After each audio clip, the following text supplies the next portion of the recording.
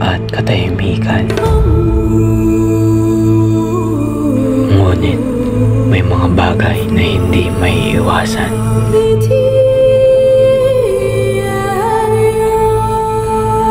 Mula noon hanggang ngayon, pinaglalaban natin ang ating kalayaan.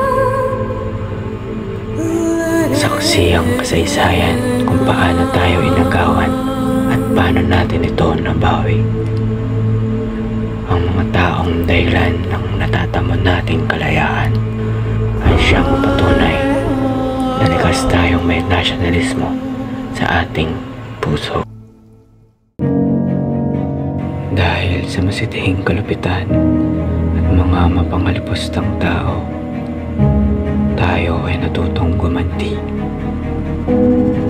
Marahil ito ay minsan dahilan ng lubos na galit o mamalupit.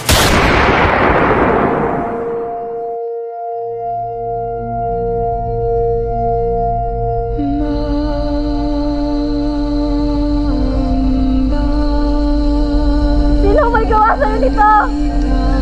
Isusumpa ko silang lahat! Maghihiganti kita! Magbabayad silang lahat!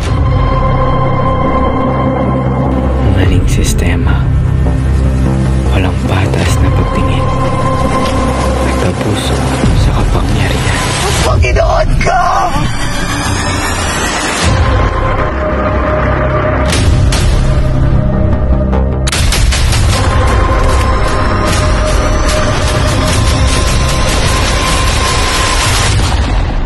Ngunit, dahil sa masidhing nasyonalismo, nahihimok ang ating mga bayani na gawin ng dapat. Iyon ang pagkuha ng ating kalayaan na siyang ninakaw sa atin ng mga banyaga. Bulag! Sa halip na maupo tayo rito, nandun sana tayo sa labas kasama ng ating mga kababayan upang mangalap ng mga armas at maghukay ng mga trinsera. Huwag kayo magpapalinlang sa mga matatamis na salita ng mga Amerikano. Walang puwang ang mga bulag sa kabinete na ito. Kung makikipaglabang kami, paano ng aming mga negosyo? Ang ekonomiya ng bansa? Paano na mapapakain ang aming mga pamilya? Negosyo o kalayaan? Bayan o sarili? Pumili ka!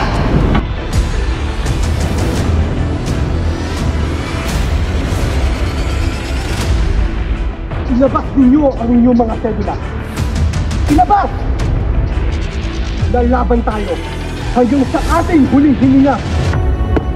Hindi tayo magpapalubig. Atin ang bayang ito! Punitin! Punitin ang inyong mga sedula! Punitin!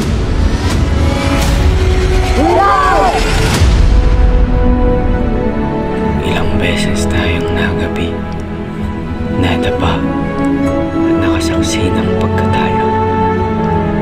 Maraming beses.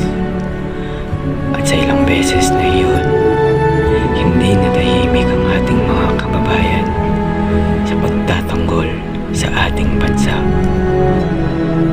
At sa huli, ay nakamit natin ang minimit